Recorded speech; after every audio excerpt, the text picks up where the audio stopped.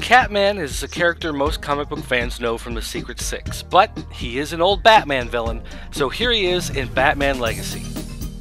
You've got the standard Legacy packaging with the artwork on one side, and this comic book cover on the other.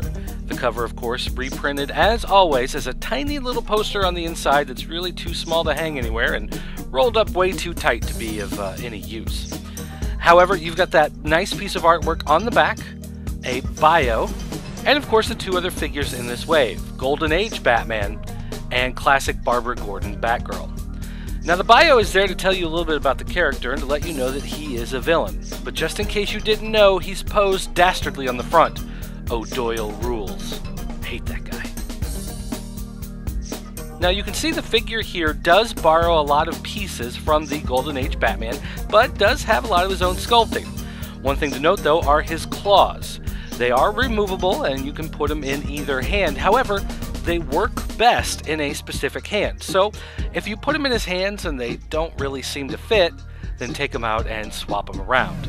They don't tell you which one is left and which one is right, but they definitely are made for those specific hands.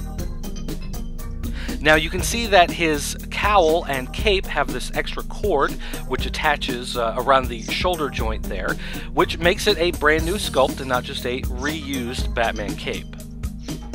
He also has this utility belt that's all his. It has a nice woven look to it and the classic pouches. His legs are reused from the Golden Age Batman figure, but the feet are new. They have the toes pointed up a little bit so you know that they're fresh, and they actually fit on the figure stand, which is surprising, because you can actually pose him in some new and unique poses. It's nice to be able to put him off balance, not have to worry about him flopping over all the time. His face is a brand new sculpt. It is not a reused Batman head. Stubble is actually carved onto his face, and you can actually see his eyes instead of getting the classic Batman empty eye hole look. Now you can tell by looking at these two figures, a lot of pieces are the same. The legs, the midsection, the chest, the shoulders, the arms. You can see that the hands are the same, but the gauntlets on their forearms are in fact different and brand new sculpts. So while the figures do share a lot in common, they are unique. They have a lot of new pieces that make them worth picking up.